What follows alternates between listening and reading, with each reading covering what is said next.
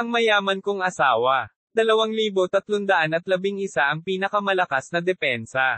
Ang napakalaking katawan na suportado ng kosmikong anyo ay biglang kumapit laban sa higanteng kalasag, at pinakawalan niya ang kanyang napakalaking banal na diwa ng walang pag-aalinlangan. Ang spiritualization technique. Ang kakilakilabot na kapangyarihan ng divine sense ay naging matigas na kalasag, at daan-daang higanteng matigas na kalasag ang lumitaw sa kanyang harapan. Halos sa ginawa niyang iyon ay damapo na ang palad ng bangkay. Ang palad na naglalaman ng kapangyarihan ng langit at lupa ay biglang sumampal sa harap ni Chinyu. Sa isang iglap, isang makinang na liwanag na kasing liwanag ng mga bituin ang bumungad mula sa palad ng bangkay. Ang nakasisilaw at nagniningning na liwanag ay naging imposible na panatilihing nakabukas ang mga mata. Tila may malabong bakas ng makalangit na kapangyarihan sa loob ng chi energy na iyon. Ito ang natatanging dignidad ng isang tribulation transcending cultivator. Sa madaling salita, ang bangkay na ito ay dapat na isang tribulation transcending cultivator noong siya ay nabubuhay pa. Sa sandaling ito, pinigilan siya ng path of heaven, kaya't maaari lamang niyang ilabas ang isang bakas ng makalangit na kapangyarihan. Ang bangkay na ito ay talagang nakakapagkas ng teknik. Ano ang nangyayari? Halos 10,000 taon na tayong nasa battlefield na ito ngunit hindi pa natin nakitang gumalaw ang bangkay na ito. Hindi kaya ito ay nabahira ng panloob na chi ng dakilang emperador ng lahi ng demonyo at nagkaroon ng bagong kamalayan. Sabi ni Gubai na nakakunot ang noo. Bukod dito, ang antas ng kamalayan ng buhay na nilalang na ito ay tiyak na hindi mababa. Ang pamamaraan nito ay naglalaman ng makalangit na kapangyarihan. Hindi kami nang ahas na gumamit ng mga pamamaraan na higit sa kapangyarihan ng tunay na santo. Ano ang nangyayari? Tinampol ni Yan Minglong ang kanyang hita, puno ng pagkabigla ang kanyang mukha. Gayunpaman, halos sa lahat ng cultivator, pinipigilan na nito ang cultivation realm. Ang daan-daang higanteng mga kalasag na nabuo ng spiritualization technique ni Chinyu ay isa-isang nabasag. Sa ilang paghinga lamang, gumuho ang lahat ng higanteng kalasag na nabuo ng banal na kahulugan. Gayunpaman, natiis din nila ang talas ng pamamaraang ito. Ang banal na pakiramdam ni Chinyu ay nakarating na sa isang napakapangangilabot na kaharian. Ang kapangyarihan ng mga higanteng kalasag na nabuo ng spiritualization technique ay tumaas ng daan-daan at libu-libong beses. Gayunpaman, ito ay malayo sa sapat laban sa isang pamamaraan na naglalaman ng makalangit na kapangyarihan. Tungkol naman sa kalasag ni Soulin sa kamay ni Chinyu, tila nakakaramdam ito ng panganib. Ang sinaunang at maliwanag na liwanag sa higanteng kalasag ay patuloy na kumikislap. Ang divine artifact na ito na sumanib sa divine robe ni Wuji, ang Venerable Fifth Mountain, at iba pang top-grade na materyales ay biglang sumabog na may pinakamalakas na depensa mula nang lumitaw ito. Hindi man lang ginamit ni Chinyu ang kanyang magulong kapangyarihan. Lahat ng magulong chi sa kanyang katawan ay agad na inilabas sa kalasag ni Soulin. Isang napakalaking karakter na, G, ang nakausli mula sa kalasag at nagbagong anyo sa hangin. Sa sandaling lumitaw ang figure, ang katawan ay naglabas ng isang marahas na aura, at ang nakakatakot na aura ay itinulak sa isang iglap ang ambon sa nakapalibot na 100 metro. Senior Wuji. Baka sa mukha ni Chinyu ang gulat na ekspresyon. Hindi niya inaasahan na ang banal na robe ni Wuji ay pinayagan siyang makita ang figure ni Wuji. Ang figurang iyon ay malinaw na si Wuji, na nagpapakawala ng Dao Technique. Ang mga kamay ni Wuji ay pinakawalan ng Dao Technique at bigla itong itinulak pahigi gamit ang kanyang dalawang kamay. Kaagad pagkatapos, isa pang salita ang lumabas mula sa kalasag. Ito ay ang salitang, Summit. Sa sandaling lumitaw ang salitang, Summit, ito ay naging isang tuktok ng bundok na nagdadala ng bigat ng mga ilog at bundok. Kahit na mula sa 10,000 milya ang layo, mararamdaman ng isa ang bigat ng tuktok ng bundok. Boom! Agad na sumabog ang hindi mabilang na kidlat sa punto kung saan nagtagpo ang magkabilang panig. Ang mga pangitain ng Dao Technique na binago ng G at Summit ay kaakibat ng pamamaraan. Ang puwersang nakakasira ng lupa ay tumago sa espasyo ng ilang libong metro. Sa isang iglap lang, nabasag ang espasyo at nabago ng hindi mabilang na beses. Pagkaraan ng mahabang panahon, sa wakas ay nawala ang kapangyarihan. Ang lakas ng aftershock ay nalipat sa katawan ni Chinyu, at ang kanyang saintly body technique ay agad na nabasag. Kahit aftershock lang, muntik na siyang mapatay.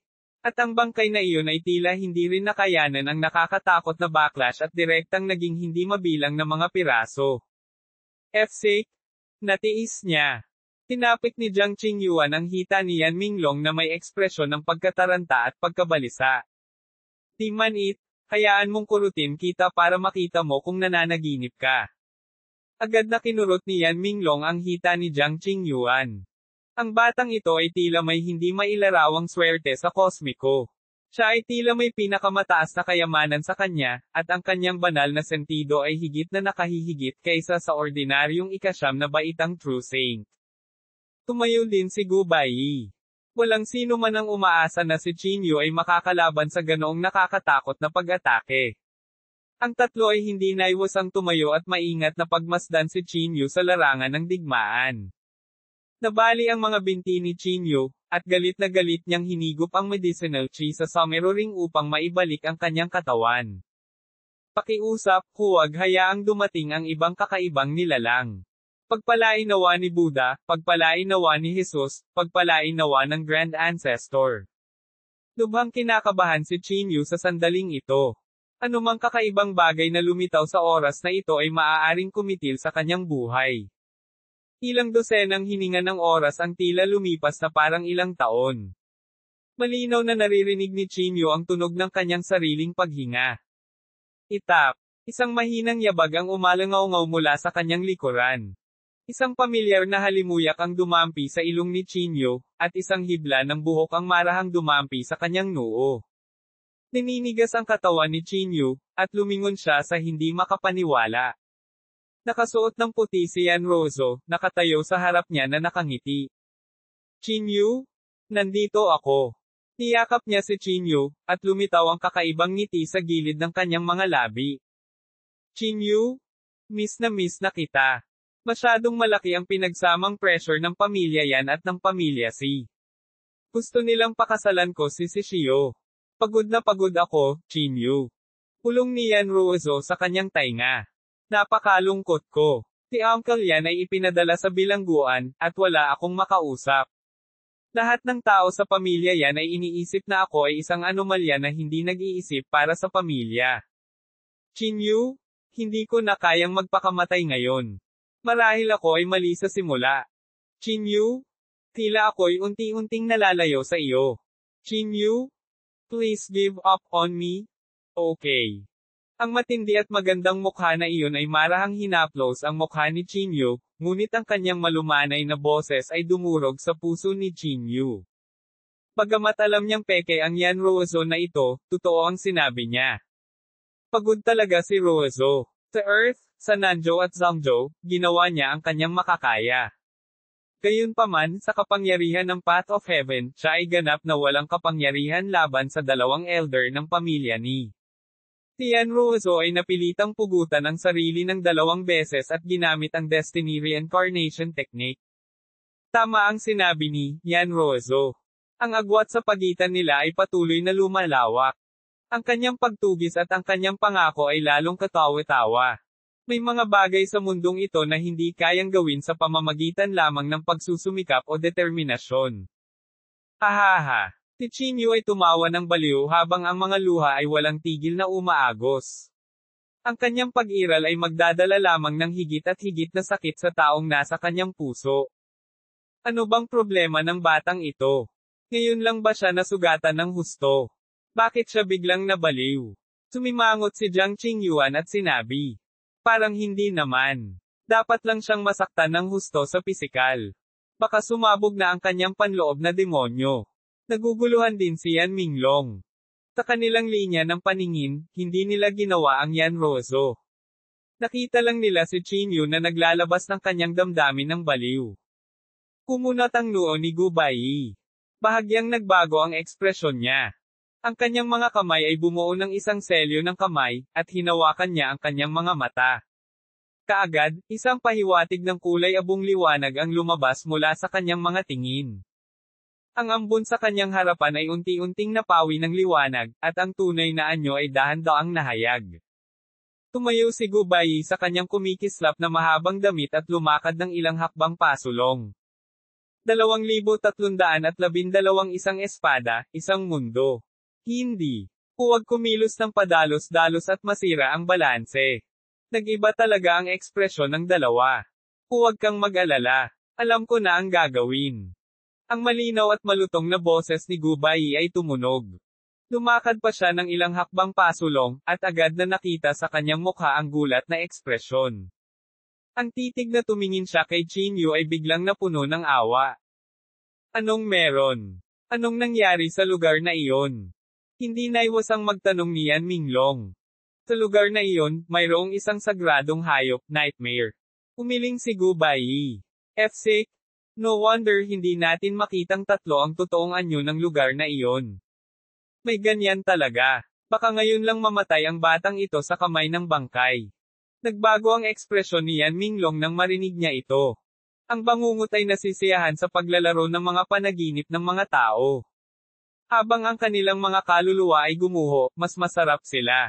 Sa makatuwid, halos lahat ng makatagpo ng bangungot ay pahihirapan hanggang sa ang kaluluwa ay gumuho bago ito lumunin nito. Mas gugustuhin kong makatagpo ng isang banal na hayop kaysa sa bagay na ito. Si Jiang Qingyuan ay mukhang natatakot. Sayang naman ang talino nitong henyong ito at tiyak na magiging top combat strength ng ating sangkatauhan kung lalo pa siyang mag-develop. I'm wondering kung may iligtas ba natin ang buhay niya kung magtutulungan kaming tatlo. Sayang naman kung mamatay ang ganyang cultivator. Sa pangkalahatan, imposible. Ang kaluluwa ni Nightmare ay walang katulad na napakalaki. Sino ang nakakaalam kung gaano karaming mga kaluluwa ang nilamon nito? Maaari nitong bitag agad ang ating mga kaluluwa sa sandaling kumilos tayo. Noon, ang tatlong Tribulation Transcending Cultivator ng ating pamilyang yan ay nakatagpo ng isang Nightmare Beast, ngunit makakaligtas lang sila. Umiling si Yan Minglong. Masaya ang bangungot na paglaruan ng kaluluwa ng mga tao at kainin ang kanilang kaluluwa kapag sila ay nasa matinding sakit o hinahayaan silang mamatay sa kasagsagan ng kaligayahan. Parang nararanasan ng iba't ibang lasa ng buhay, tulad ng matamis, mapait, maasim, at maanghang. Sa banal na rehiyon, ang bangungot ay bumaba sa isang sekta na lumipas sa loob ng 10,000 taon. Sa isang iglap, namatay ang lahat sa panaginip. Bago sila mamatay, lahat ay masayang nakangiti pa rin. Bumagsak si Chinyu sa lupa, ang itim na lupa ay nagkalat ng mga buto. Biglang, hindi mabilang na mga galame ang nagunat at itinali ang mga kamay ni Chinyu sa hangin na parang octopus. Si Yan Ruozo ay dahan-daang lumapit sa kanya at pinunasan ang kanyang katawan. Ang isang piraso ng laman ni Chinyu ay pinutol, isa-isa. Pagkaraan ng ilang sandali, wala ni isang piraso ng buo na balat ang nasa katawan ni Chinyu. Tumutulo ang sariwang dugo mula sa kanyang katawan papunta sa lupa. Sa sandaling ito, tila hindi naramdaman ni Chinyu ang sakit sa kanyang katawan habang pinipigilan ng sakit sa kanyang puso ang sakit sa kanyang katawan. Ang kanyang dugo ay nagsimulang bumaba, at ang kanyang banal na pakiramdam ay unti-unting nawala. Tahimik na naglakad si Shimen nang walang pag-aalinlangan sa kanyang mga yapak. Sa bawat hakbang niya, tumaas na parang mga sanga ng kawayan ang layunin ng espada sa kanyang katawan, at ang kanyang kaluluwa ay ganap na sumanib sa katawan ng espada. Ding! Ding! Ding! Sa ikasyam na antas, ang hindi mabilang na bulok na mga espada ay tila ipinatawag at nagsimulang manginig ng bahagya. Sino ba ito? Ang landas ng paglilinang ng taong ito ay medyo kakaiba. Talagang sumuko siya sa pag-unawa sa daan at nakatuon sa espada. Sabi ni Jiang Qingyuan na nakakunot ang noo. Ang mga ordinaryong tao ay naghangad na pagsamahin ang kanilang mga kaluluwa sa mga tuntunin ng landas ng langit pagkatapos na maabot ang ika-4 na baitang, pigilin ang kanilang sarili sa ilang mga tuntunin, at lumampas sa ika-5 baitang, ANOES. Gayunpaman, isinama ni Shimen ang kanyang buong kaluluwa sa kanyang espada, na wala ng pagkakataong makapasok sa ika-5 baitang. Ito ay sarili nitong pamamaraan ng paglilinang. Gamit ang kapangyarihan ng ika-4 na baitang upang matrigger ang layunin ng espada sa ika-9 na antas. Gaano kaitikot ang layunin ng espada na ito? Ang espada ni Yan Minglong, sa tabi niya, ay nagsimulang manginig. Ito ay ginawa sa kanya tremendously shocked. Lumapit si Shimen sa gilid ni Chinyu, tinitingnan ang katawan ni Chinyu na patuloy na nanginginig. Madilim ang mundo sa harapan niya, ngunit ipinikit niya ang kanyang mga mata at nilaslas si Chinyu nang walang pag-aalinlangan. Isang espada, isang mundo. Ang espada ni Shimen ay bumagsak, at isang napakagandang sword energy ang agad na bumagsak mula sa langit. Sa sandaling ito, ang buong ika-9 na antas ng purgatorio sa loob ng 1,000 metro ay naging araw. Sa loob ng isang talampakan ng lakas ng espada, isang mundong puno ng layunin ng espada ang nakapalibot dito. Ang enerhiya ng espada ay isang mundo. Iyon ay isang pag-atake mula sa isang mundo. Isang matinis na sigaw ang biglang umalangaw-ngaw sa kawalan. Sa espasyong iyon, umikot ang mga alon, at biglang lumitaw sa kalangitan ang isang pares ng malalaking duguan. Napuno ng galit ang mga dogwang estudyante habang nakatitig kay Shimen. Ang illusionary Night Bloody Pupil ay lumitaw. Ang halimaw na ito ay nabaliw. Itinuon ni Gubai ang kanyang tingin sa larangan ng digmaan. Hindi maiwasang maakit ang tatlo sa labanang ito. Si Shimen ay lumuhad sa isang tuhod. Wala man lang siyang lakas para tumayo. Naubos na ng sword strike ang kanyang diwa, chi, at espiritu. Wala siyang pinigilan. Sa kawalan, ang mga mag-aaral ay gumalaw, at ang isang espada ng banal na kahulugan na nakikita ng mata ay tahimik na lumambot. Ha! Saan ka nakatingin halimaw? Puno ng dugo ang mukha ni Chinyu habang nagngangalit ang kanyang mga ngipin. Ang pag-atake ng espada ni Shimen ay nagpagalit sa bangungot, ngunit sa parehong oras, ito ay nagpabalik sa kanyang katinoan. Pinaliktad niya ang kanyang mga kamay, na nagpapahintulot sa mga buto na mapilipit at mabali. Parang bakal na kuko ang kanyang mga kamay habang hinahawakan ang mga galami na nakagapos sa kanya. Kasunod noon, umalangaw-ngaw ang isang boses na kasing lamig ng impyerno. Soul Torment Mind Technique. Ang isang nakakatakot na puwersa ng pagsipsip ay agad na tumunog sa kanyang dagat ng kamalayan. Ang kapangyarihan ng divine sense na parang karagatan ay baliw na pumasok sa kanyang dagat ng kamalayan. Ang matinding sakit ng compression ng kaluluwa ay nagpang-inig sa katawan ni Chinyu nang hindi mapigilan. Siya ay sumisipsip ng banal na kahulugan ng nightmare. Anong idiot? Ang isang cultivator ng ika-4 na baitang tulad mo ay maaaring sumipsip ng aking mga A*S. Ang bangungot ay maaari pang paglaruan ng kaluluwa ng magsasaka ng tribulation stage. Paano mo maa-absorb ang lakas nito? Naikuyom ni Gubai ang kanyang mga kamao ng mahigpit. Umaasa siyang makakatakas ng ligtas ang 2 true saints sa ika-4 na yugto. Laking gulat ng dalawa sa kanya. Hindi pa banggitin ang kapangyarihan ng kaluluwa, ang sakit lang ng pagpipigil sa banal na sentido ng isang tao ay hindi kayang tiisin ng isang tao. At saka, walang pagkahilo sa mundo ng mga panaginip. Pahihirapan siya ng matinding sakit hanggang sa madurage ang kanyang kaluluwa. Medyo malalim ang boses ni Yan Minglong. Nakaharap na niya ang bangungot noon at mas naranasan niya ang pakiramdam ng kamatayan kaysa mabuhay. Sa totoo lang, tama ang sinabi mo. Kahit alam kong peke ka, hindi kita kayang pabulaanan. Si Chinyu ay tumawa ng baliw. Ang kanyang katawan, na parang duguan, ay nanginginig sa lupa. Soul Torment Mind Technique, Ultimate. Sa susunod na sandali, inilipat ni Chinyu ang Soul Torment Mind Technique sa limitasyon. Ang nakakatakot na puwersa ng pagsipsip ay ginawang medyo malabo ang illusionary Night Bloody Pupil.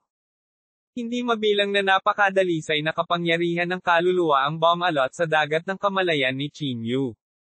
Sa isang iglap, ang kapangyarihan ng kaluluwa na kanyang hinigop ay malapit na sa kalahati ng kanyang orihinal na kaluluwa.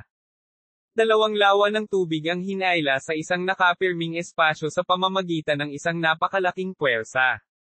Kaagad, ang mga alon ay lumundag, at ang tubig sa lawa ay bumulwak. Ang matinding sakit ay nagpaikot ng mata ni Chinyu. Hindi na ito sakit na kayang tiisin ng isang tao. Ang illusionary Night Bloody Pupil sa kawalan ay nagsiwalat ng mapanuksong ekspresyon at pinitik ang kanyang mga daliri sa hangin. 2,313 ang makalangit na lakas. Agad na nagising si Chinyu.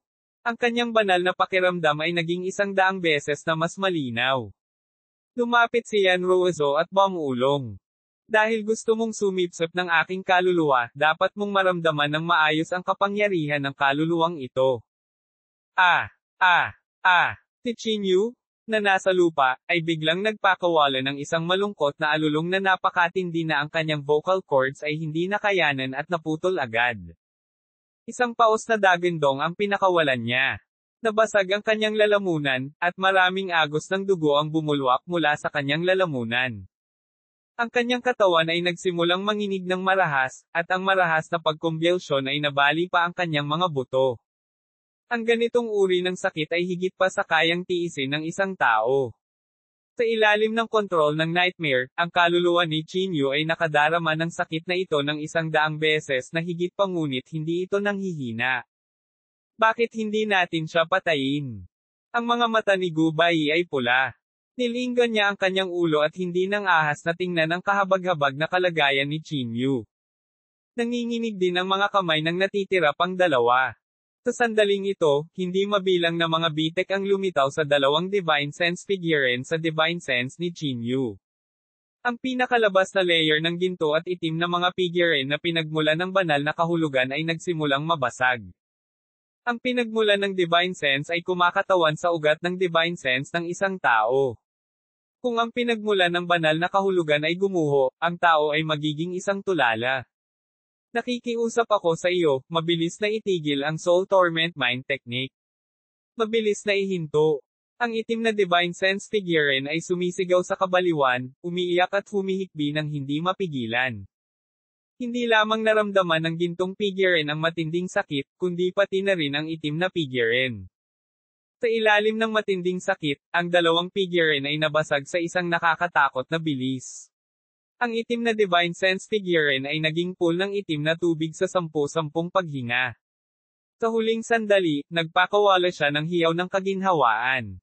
Nang ang huling layer ng panlabas na shell ng gininto ang banal na kahulugan ay nabasag, at naihayag nito ang core nito, ang gininto ang core. Isang sinag ng gintong liwanag ang biglang sumabog, at ang nakasisilaw at nagniningning na gininto ang liwanag ay agad na bumalot kay Chinyu. Ang gininto ang liwanag ay bumabalot sa gininto ang core ni Chinyu na parang isang layer ng damit. Ito ay tulad ng isang ama na naglalagay ng damit sa kanyang anak, pilit na pinanatili ang kanyang pinakamahalagang kapangyarihan ng pinagmulan. Isang mahinang buntong hininga ang narinig mula sa banal na pakiramdam ni Chinyu, na naglalaman ng walang hanggan na awa. Ama! Isang patak ng luha ang umagos mula sa mga mata ni Chinyu. Sa sandaling ito, sa wakas ay naunawaan na niya. Ang kanyang ama ay nag-iwan sa kanya ng hindi mabilang na mga diskarte at impormasyon ngunit hindi kailanman iniwan ang kanyang pamamaraan sa paglilinang. Para siyang ama na lubos na nagmamahal sa kanyang anak, umaasang mabubuhay ng masaya ang kanyang anak. Gusto lang niyang mamuhay ng masaya ang kanyang anak at ayaw niyang tahakin ni Chinyu ang parehong landas ng paglilinang gaya niya. Inaasahan niyang hindi na niya kailangang gamitin ang huling patong ng damit ng proteksyon. Pare, hindi ako nagsisisi. Sa likod mo ako, ano ang kinatatakutan ko? Si Chinyu ay tumawa ng baliw. Ang Soul Torment Mind Technique. Ultimate. Muling sumabog ang nakakatakot na puwersa ng pagsipsip, at muling dumurog ang mga kaluluwa sa isa't isa. Ang kapangyarihan ng kaluluwa ni Chinyu ay halos parang isang solidong katawan sa sandaling ito.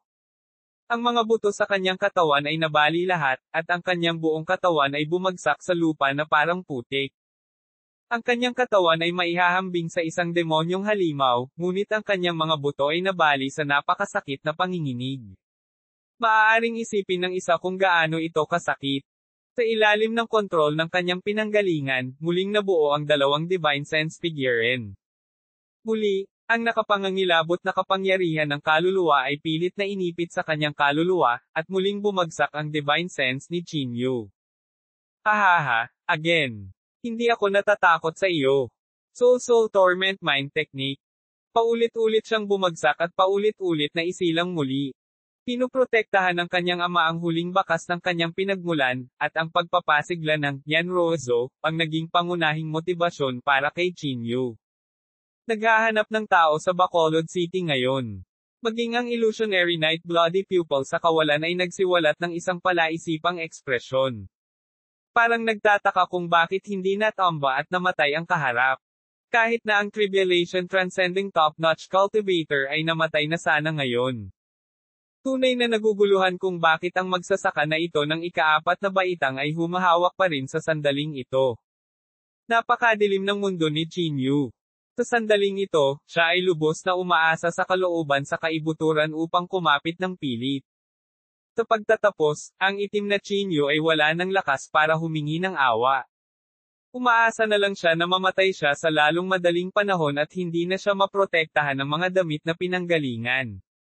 Tumulo. Sa ilalim ng matinding compression, sa Sea of Soul ng Chinyu, hindi mabilang na marahas na kapangyarihan ng kaluluwa ang nakompress.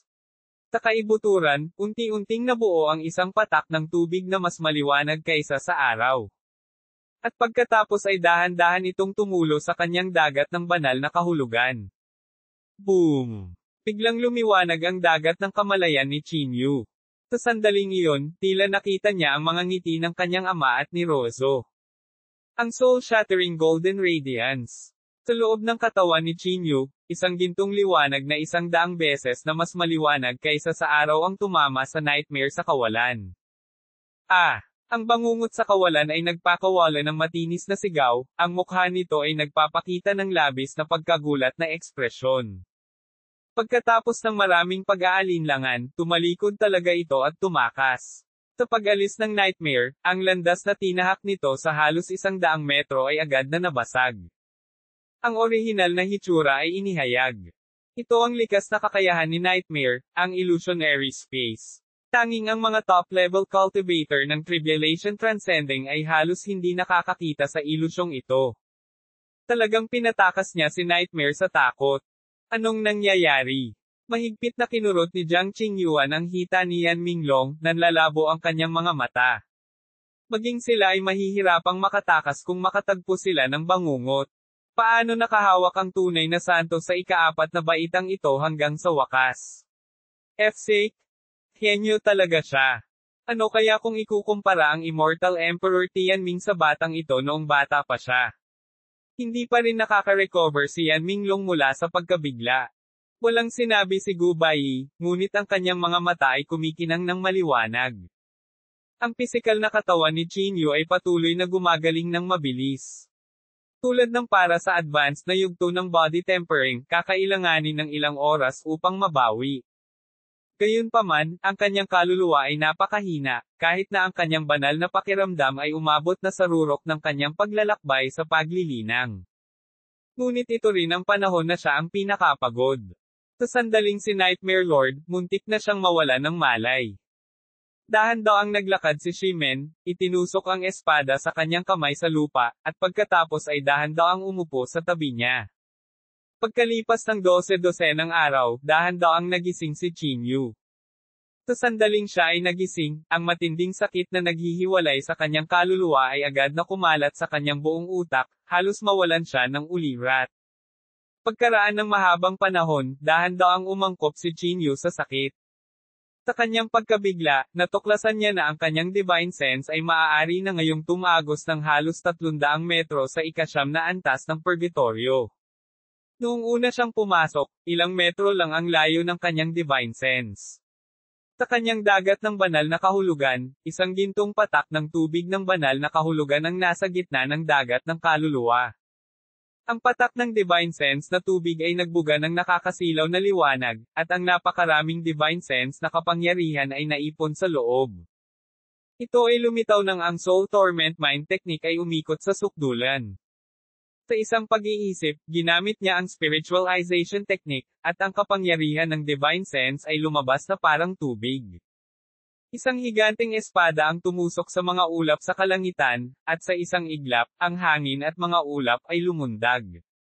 2,314 ang mountain peak ay sinakop. Ang kanyang kasalukuyang kapangyarihan ng divine sense, kasama ang spiritualization technique, ay higit na nalampasan ang 9th grade true saint.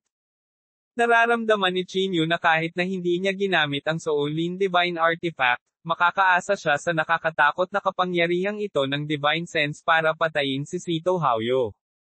Salamat. Tumayo si Chinyu at naglakad patungo sa Shimen. Umiling si Zeman at hindi na nagsalita.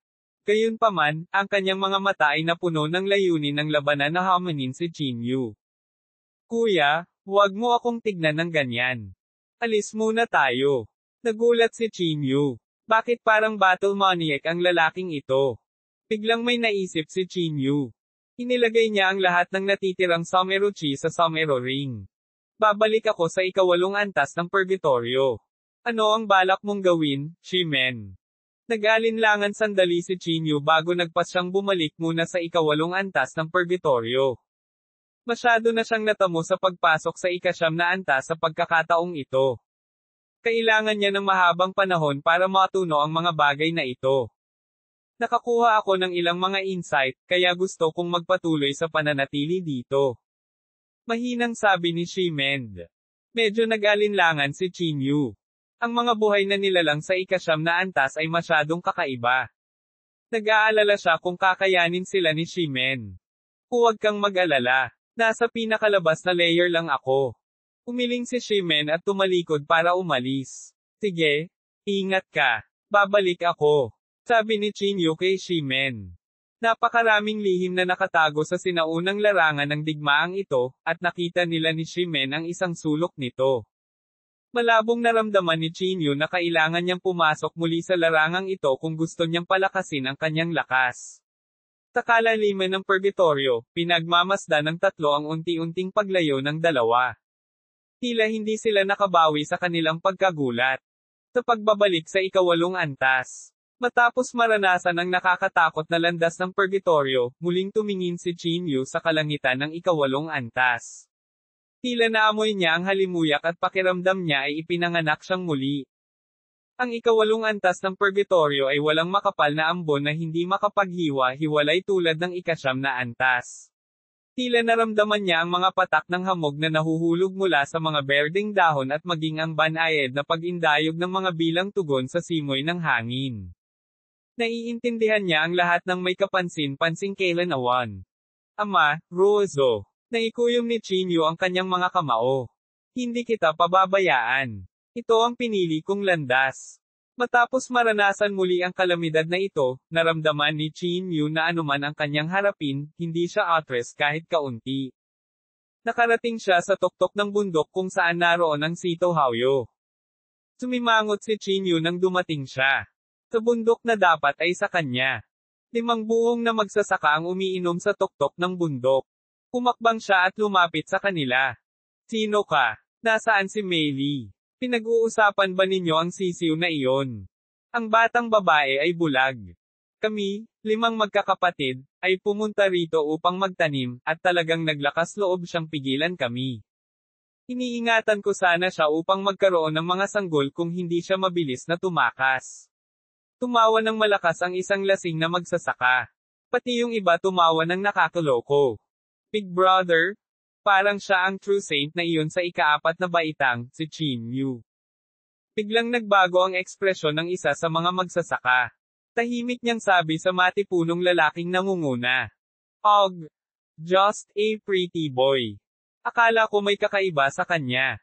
Tumawa ng malakas ang matipunong lalaki. Mga ad sa Pop Future.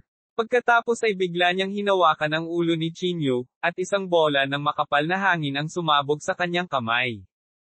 Pagkatapos ay sumanib siya sa kalawakan at hinawakan si Chinyu. Subukan ang aking dragon capture pose. Makakakuha pa ito ng kaluluwa. Huwag mo nang isipin ang paggamit ng iyong Soulin Divine Artifact. Ang matipunong lalaki ay tila tumatawa ng malakas, ngunit siya ay napakalupit sa katotohanan. Buong lakas siyang umatake, gustong patayin si Chinyu. Spiritualization technique. Isang higanting braso ang biglang lumitaw sa himpapawid, at isang nakakatakot na kapangyarihan ng banal na pakiramdam ang lumabas. Ang higanting kamay ay sumuntok, at ang siksik na hangin ay direktang nabasag. Ang suntok ay dumapo sa katawan ng matipunong lalaki na walang humpay. Sa isang iglap, hindi mabilang na mahahalagang ilaw ang bumangon mula sa matipunong lalaki. Gayunpaman, ganap na hindi nila napantayan ang napakalaking puwersa. Ang kamao ay bumagsak sa tuktok ng bundok na halos walang anumang sagabal. Ang napakalaking puwersa ay naging sanhi ng pagyanig ng tuktok ng bundok. Ang kanyang pisikal na katawan, banal na pakiramdam, at maraming mga kayamanan ay lahat ay sumabog sa kawalan sa isang suntok. Yes! Napabuntong hininga ang mga nakapaligid na nanunood. Ang 5 taong ito ay mga sikat na veteranong rogue cultivator sa kulabukang ito. Sila ang 5 magkakapatid na Feng Wu. Ang lakas ng panganay na kapatid ay matagal nang nahihigitin ng isang ordinaryong true saint sa ika-9 na baitang. Hindi rin mahina ang 4 pa. Kaya naman, walang nang ahas na kumilos matapos nilang sakupin ang tuktok ng bundok. Hindi nila inaasahan na maghahatid ng suntok si Qin Yu na direktang nakabasag sa kanya. Anong paraan ang ginamit mo para patayin ang panganay kong kapatid?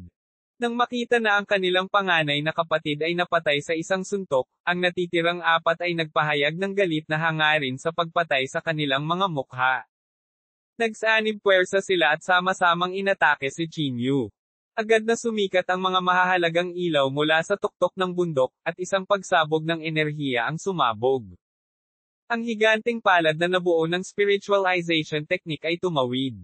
Sa sandaling tumawid ang higanteng palad, isang malaking buhawi ang dinala sa lugar, at maging ang mga ulap at ambon sa kalangitan ay natangay. Sa isang iglap, ang mga kayamanang inilabas nilang 4 ay tuluyan ng hindi makalaban sa palad na iyon. Ang nakakatakot na puwersa ay ginawa silang isang tumpok ng meat paste halos kaagad. Umupo si Qin Yu sa tuktok na may walang pakialam na ekspresyon. Itinoon ang kanyang tingin sa bundok kung saan naroon si Shimen. Ang kanyang malamig na boses ay nahulog sa banal na kahulugan ng isang maliit na grupo ng mga magsasaka sa bundok. Mawala. Kaagad, ang mga ekspresyon ng ilang mga magsasaka sa tuktok ay nagbago ng husto.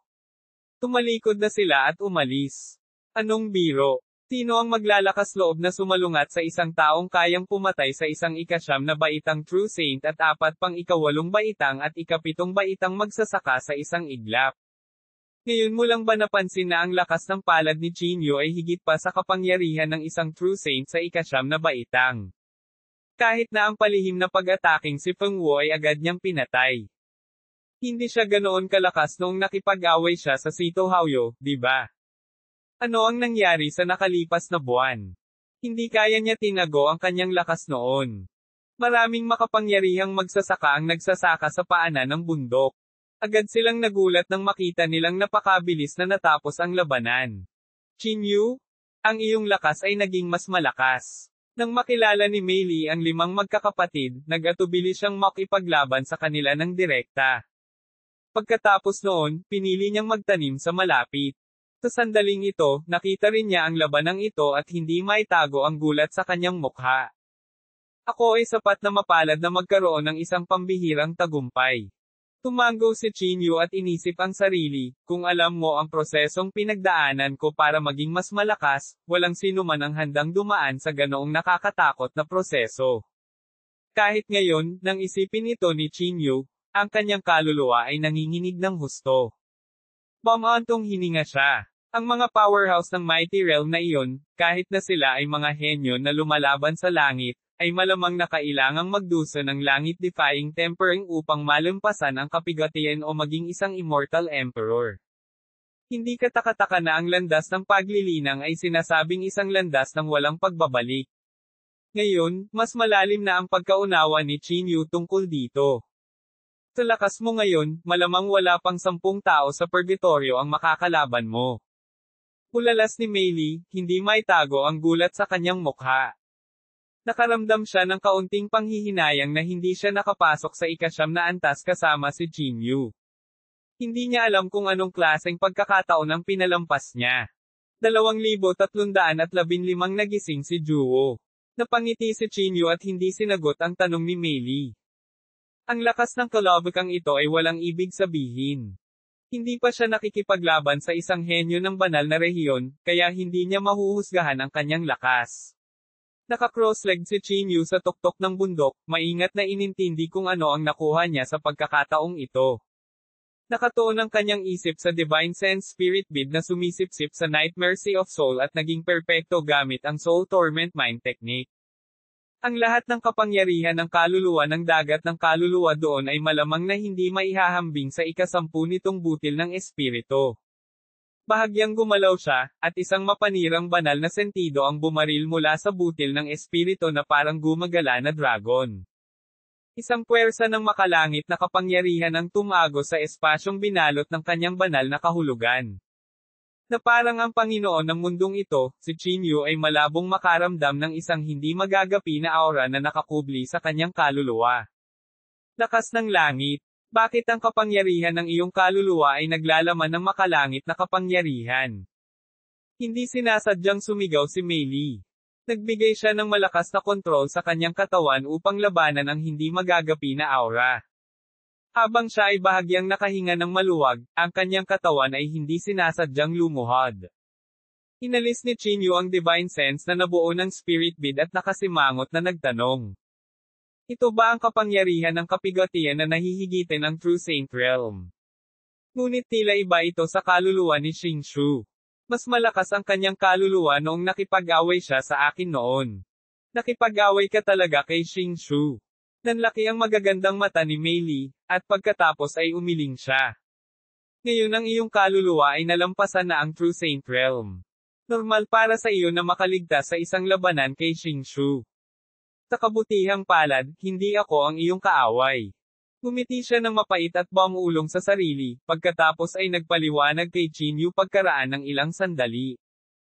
Ang Tribulation Transcending Cultivators ay sumanib sa Path of Heaven at kumakatawan sa isang bahagi ng langit. Sa makatuwid, ang Tribulation Chi ay kilala rin bilang makalangit na kapangyarihan. Malamang na nagkaroon ka ng ilang magandang pagkakataon na naging dahilan upang masira ang iyong kaluluwa, kaya naman ang kapangyarihan ng iyong kaluluwa ay nagdadala ng makalangit na kapangyarihan. Kung gayon ang naabot ko ay hindi dapat ituring na isang tunay na tagumpay, tama. Ito ay katulad ng isang kalahating hakbang na true saint, na nagtataglay lamang ng isang simul ate na kapigatian. Medyo naliwanagan si Chinyu. Nasa ikasyam na baitang ang kanyang kaluluwa. Matapos makapasok sa ikasyam na antas, naabsorb niya ang isang malaking halaga ng enerhiya ng kaluluwa ng nightmare at ginamit ang pamamaraan ng paglilinang ng nakamaskara na babae upang sugpuin ang kanyang kaluluwa ng sukdulan. Matapos sumailalim sa isang quantitative na pagbabago na nabago sa isang qualitative transformation, noon lamang nagkaroon siya ng bakas ng kapigatian na ito. Tama. Gayunpaman, mayroon pa ring mga magsasaka mula sa nakaraang Path of Heaven, o kahit na mas sinaunang, sa mundong ito. Si Xingshu, na nakilala mo dati, ay isa sa kanila.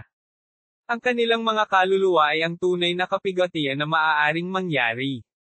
Gayunpaman, ang kasalukuyang landas ng langit ay nasa antas lamang ng tunay na santo, kaya ang kanilang lakas ay makokontrol lamang sa tunay na santo chi.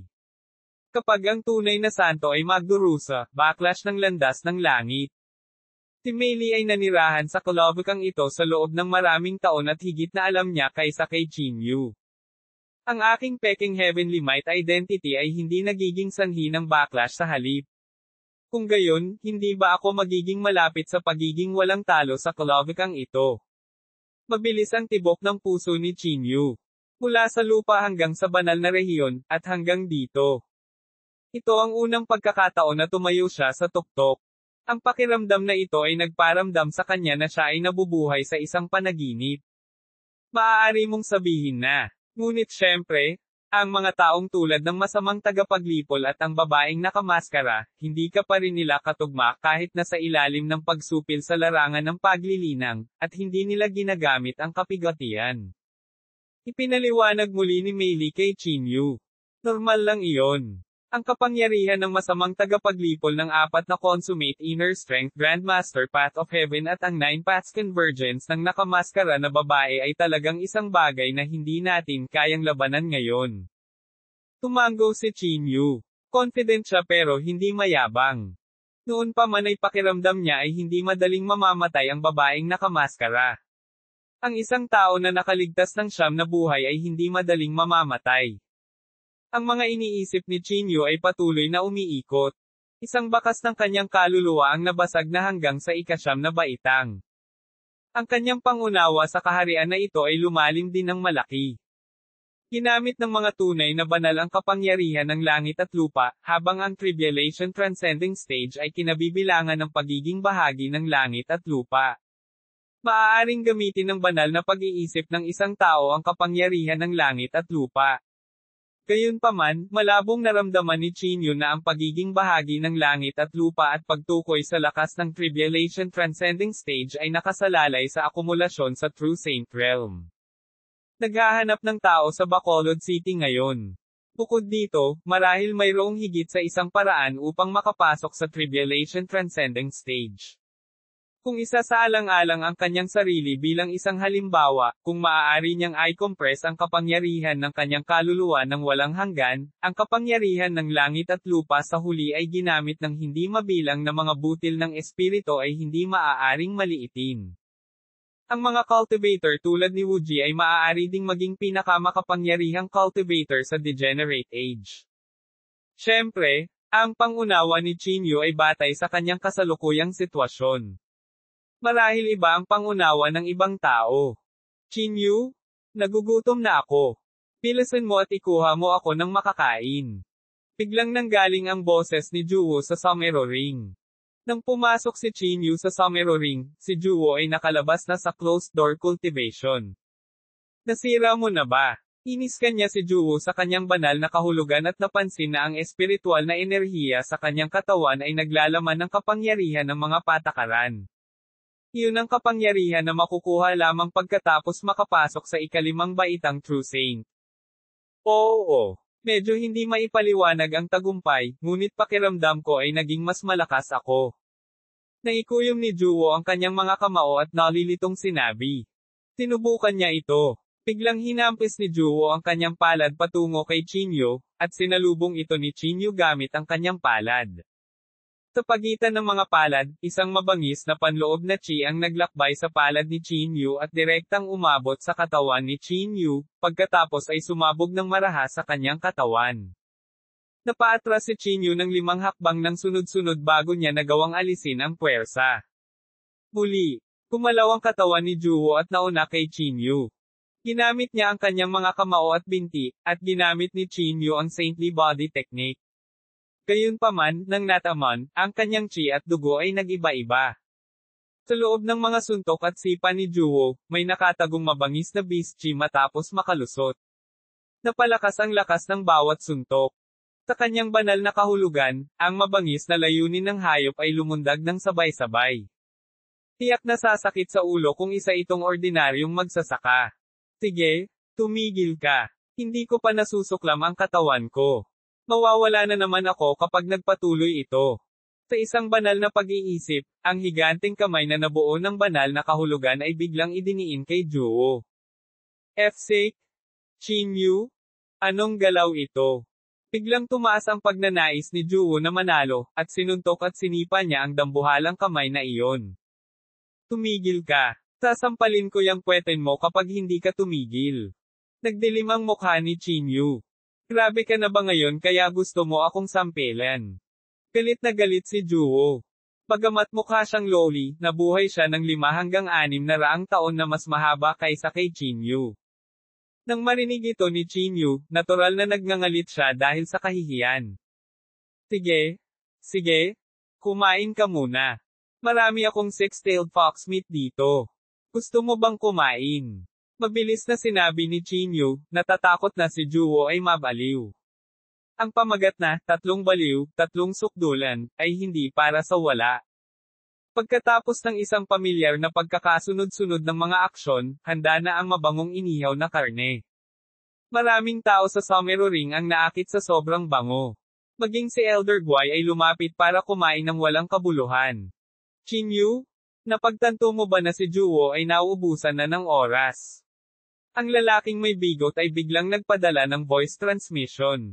Tsai! Bahagyang tumango si Chinyu. Sinabi na sa kanya ni Dean Lei ang tungkol sa sumpa ng Nirvana body sa Thunder Courtyard. 2,316 na palm.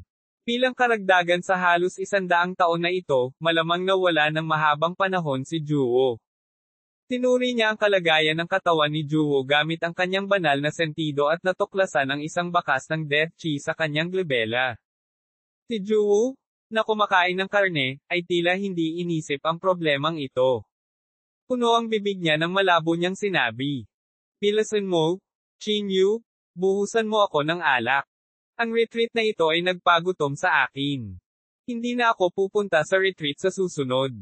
Pagkatapos kumain at uminom sa laman ng kanyang puso, si Juwo ay nakainom na ng sobra at nagsimulang malasing.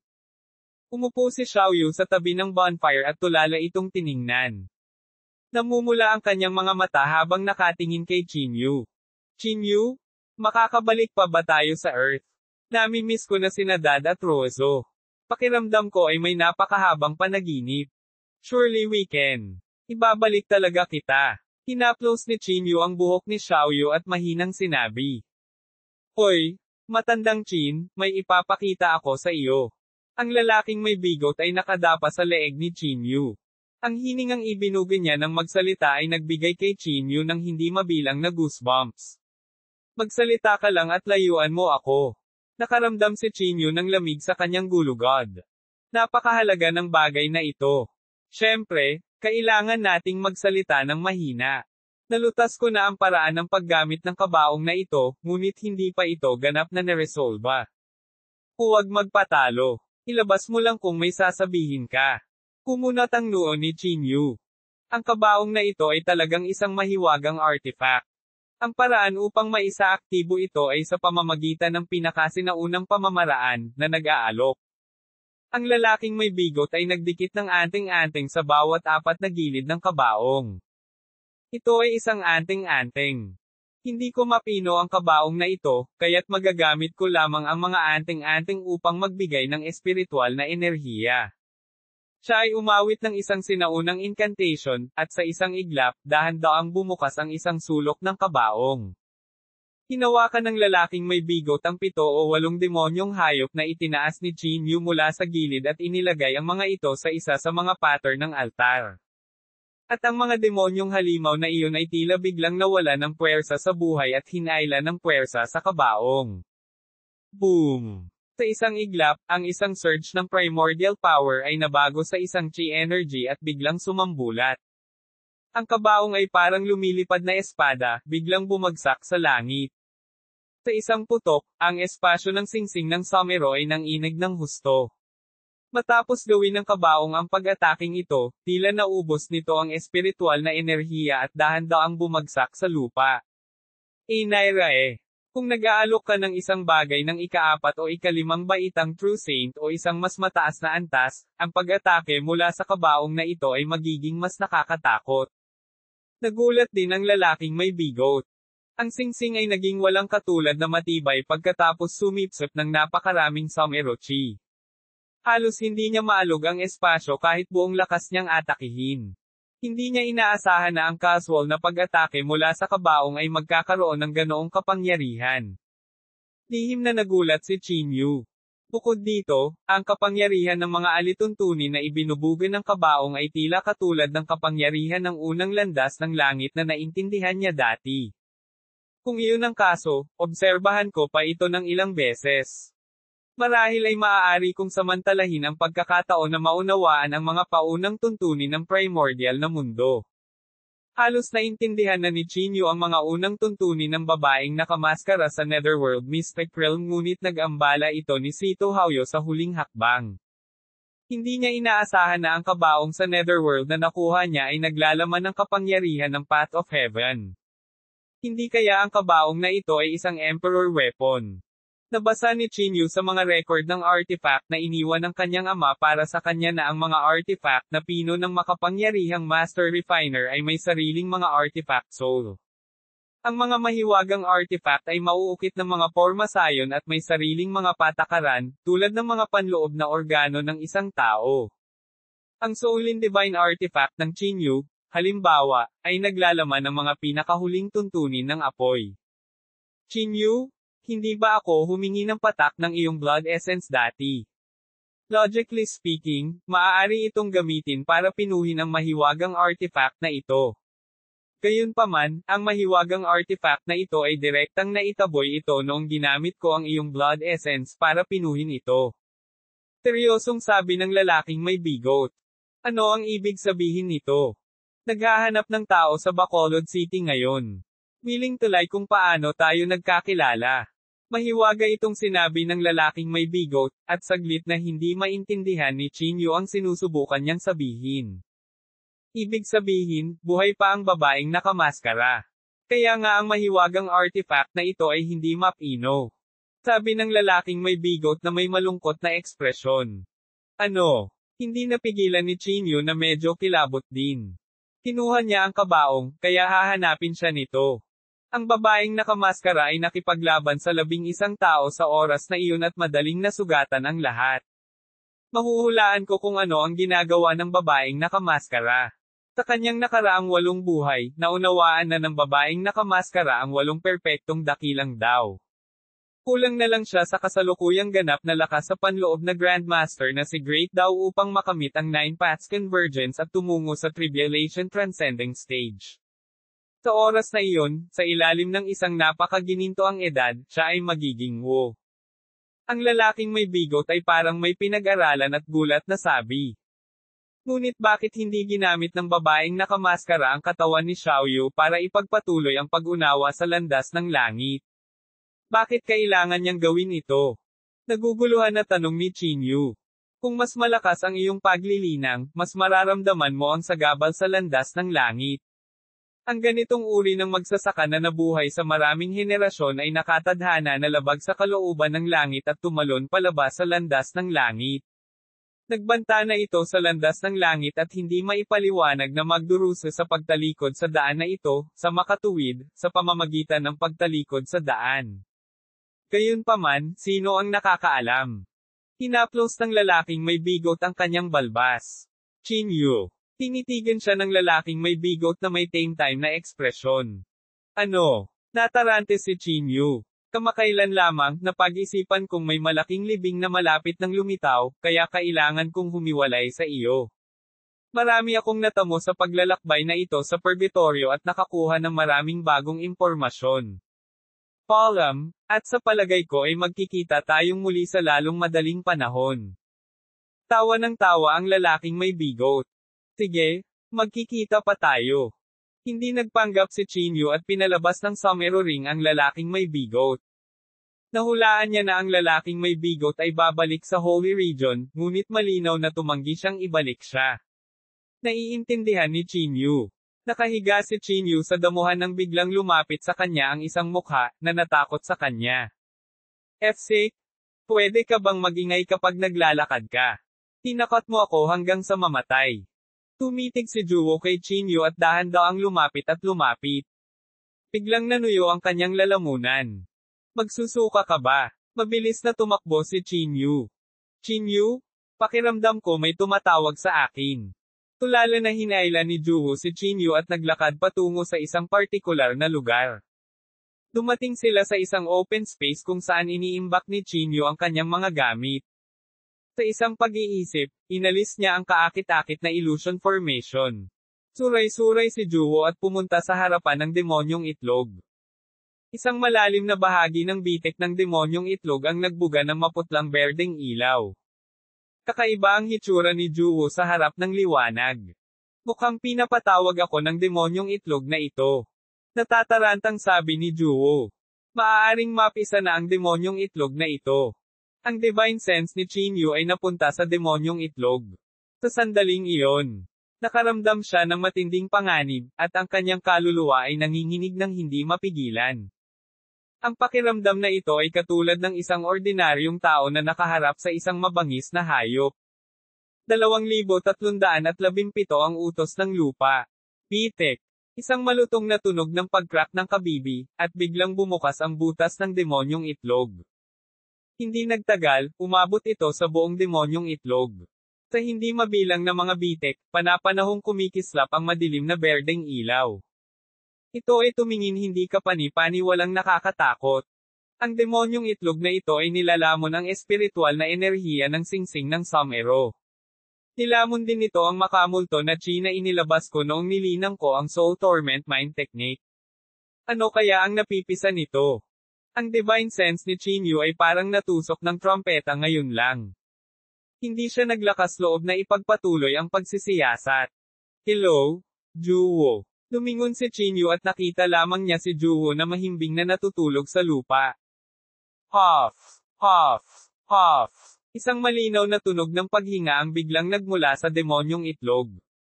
Elder Guy, alam mo ba ang pinagmula ng demonyong itlog na ito? Wala talaga akong alam tungkol sa bagay na ito.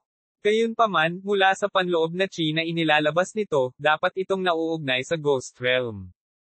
Tiningnang mabuti ni Elder Guy ang demonyong itlog ngunit wala siyang ideya. Ang babaeng nakamaskara ay nagpakita noon para protektahan ang demonyong itlog. Siguradong kamag-anak ang demonyong itlog na ito sa babaeng nakamaskara. Ito kaya ang dating espiritual na hayop ng babaeng nakamaskara. Gayunpaman, ang demonyong itlog na ito ay nakuha ng pagkakataon ng basagin ni Juwo ang bato. Habang iniisip ito ni Chinyu, mas sumasakit ang kanyang ulo. Nagpasya siyang huwag pansinin ito. Chinyu? Lumabas ka. Ang boses ni Meili ay nanggaling sa labas ng Somero Ring.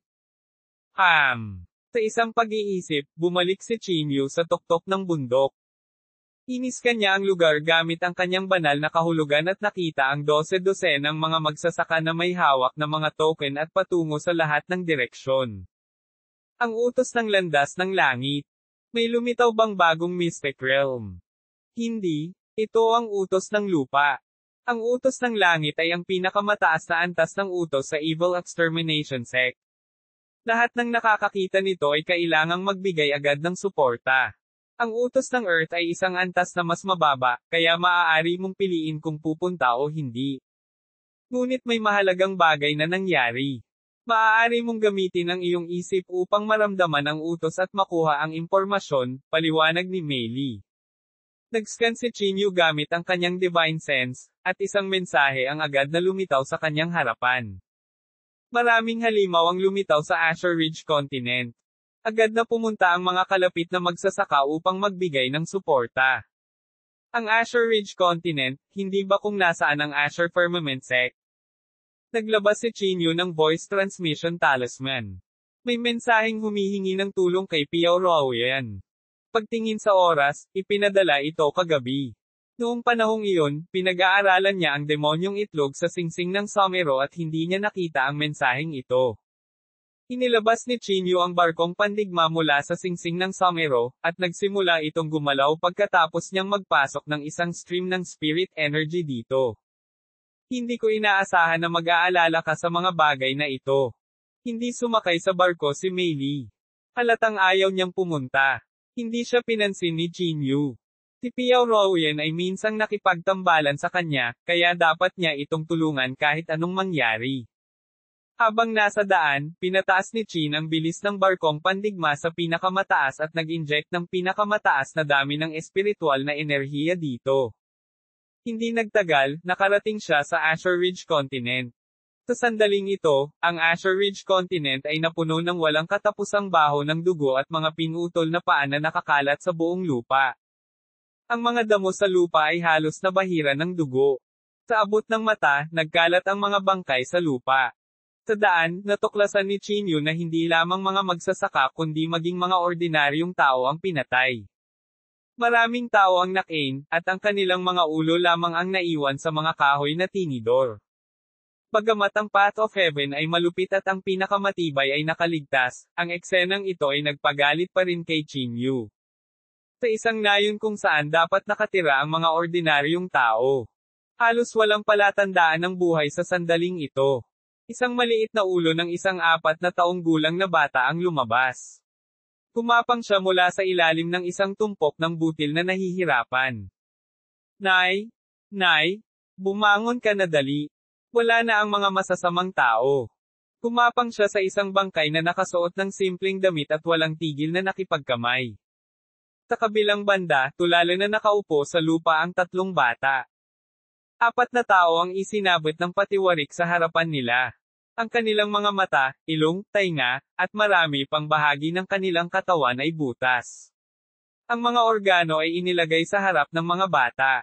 Naikuyom ni Chinyu ang kanyang mga kamao ng mahigpit.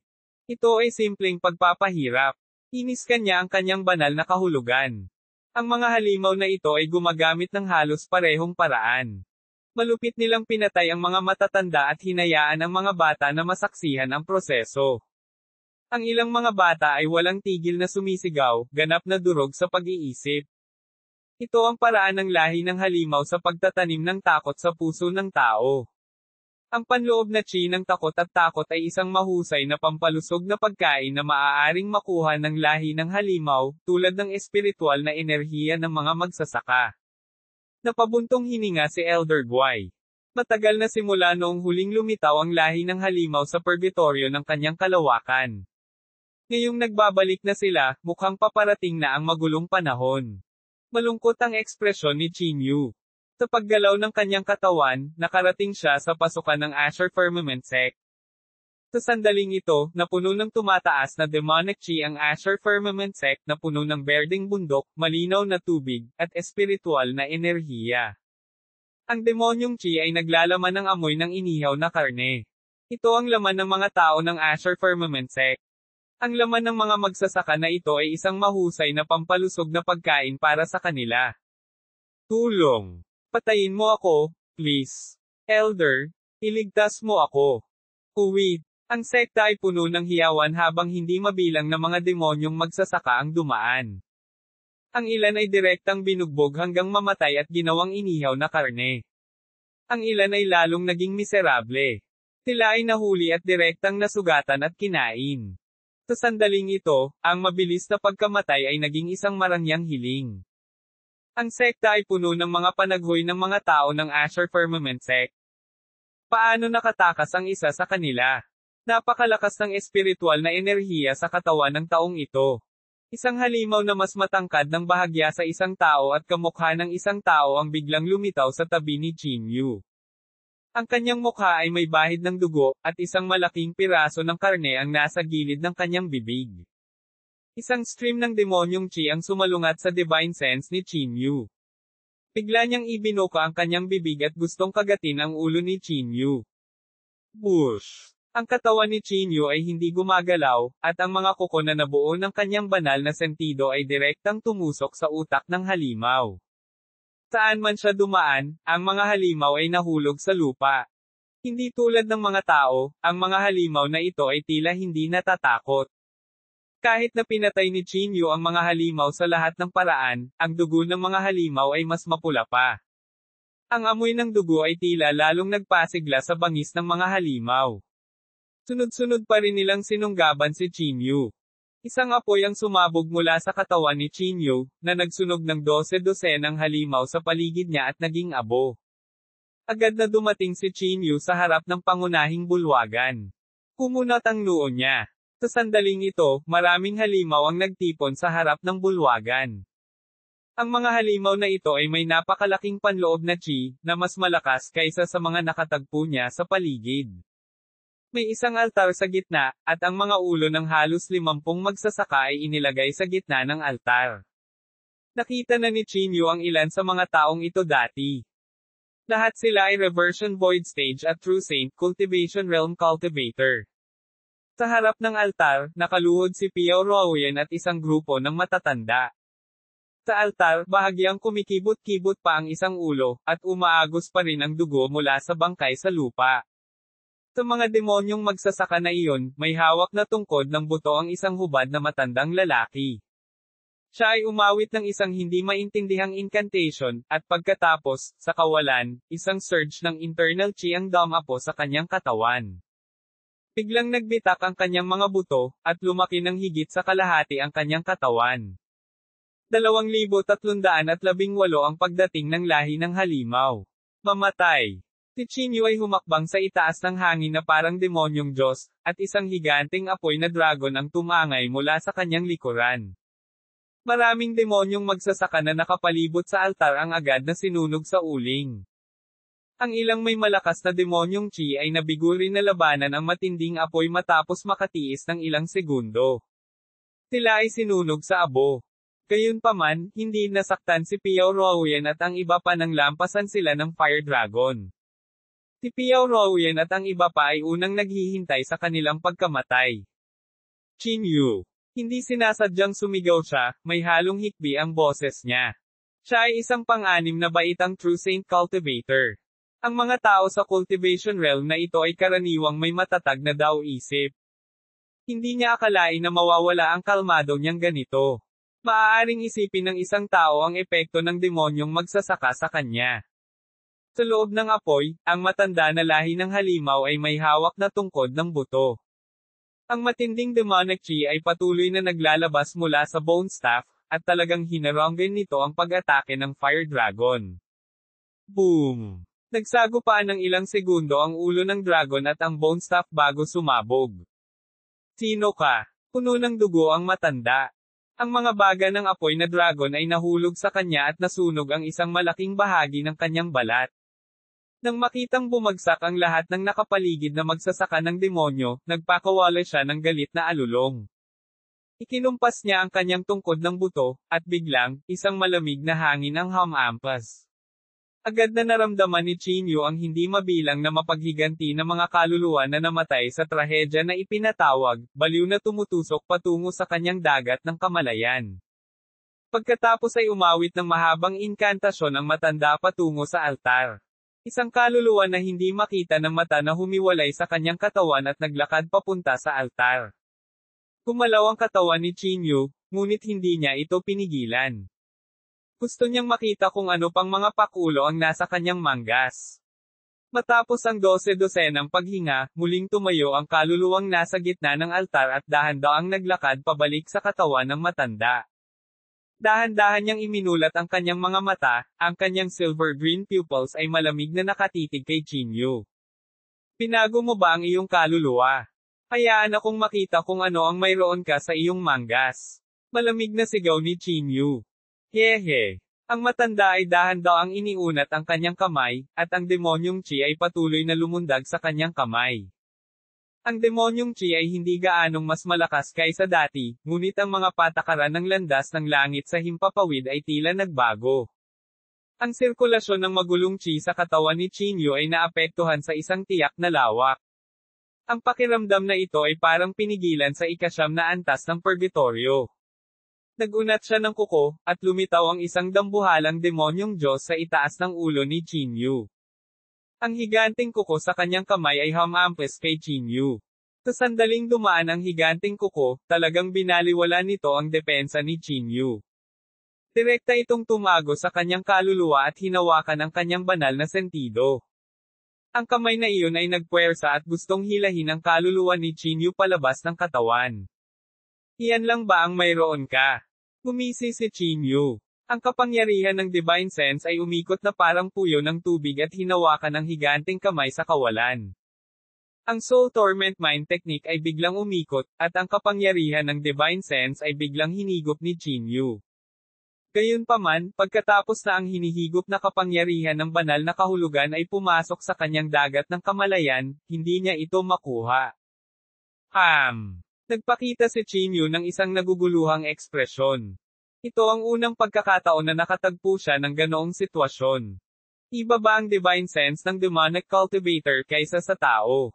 Hindi niya ito inisip at tuwirang pinigilan ang Divine Sense na kanyang hinigop. Ang multo sa kalangitan ay naging medyo transparent sa ilang paghinga.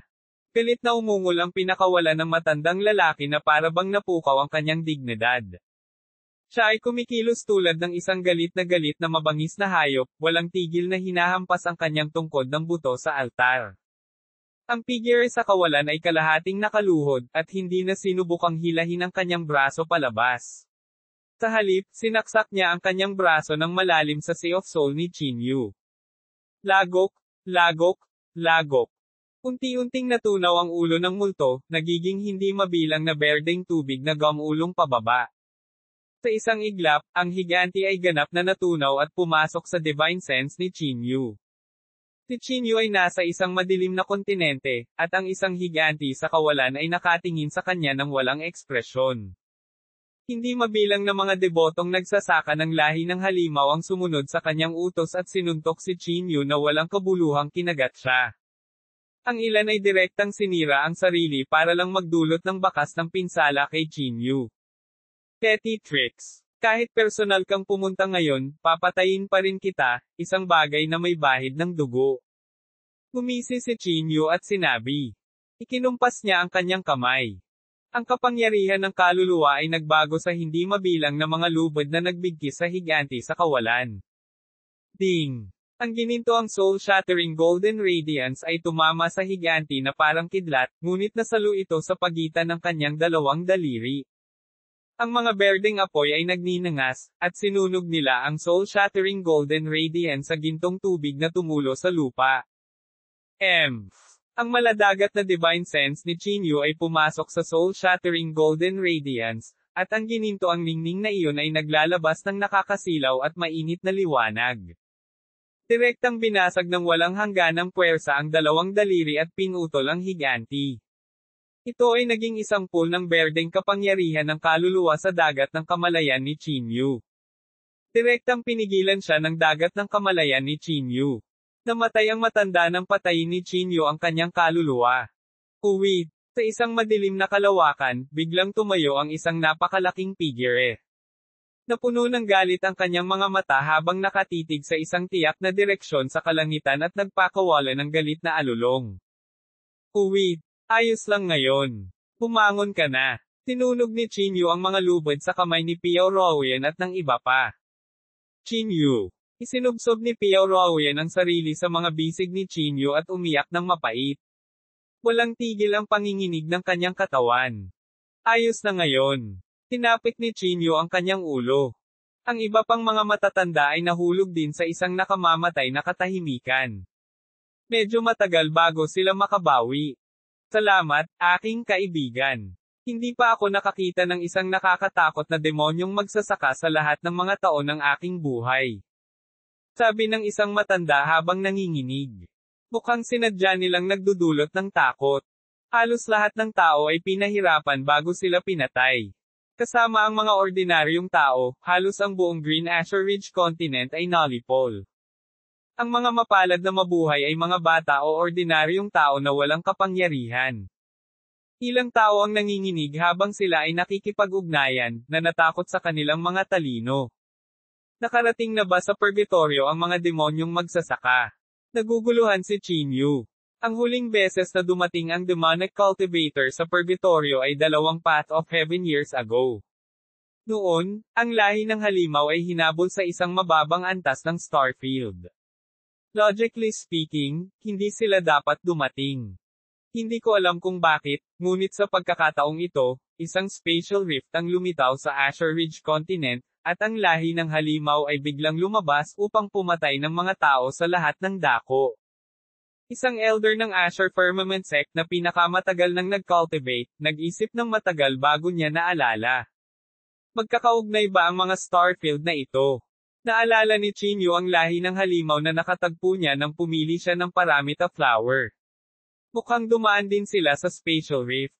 Sa isang sandali, hindi siya sigurado kung masaya ba siya o malungkot.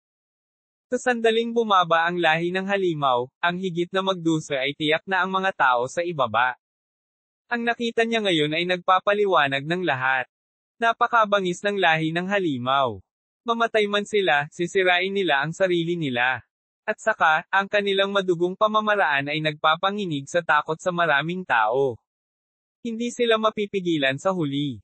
Sabi ni Piao Ruoyan habang humihikbi.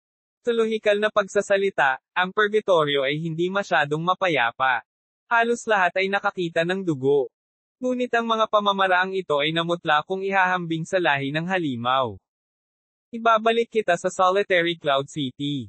Natatakot ako na hindi naligtas ang lugar na ito. Tinala mo ang lahat ng tao.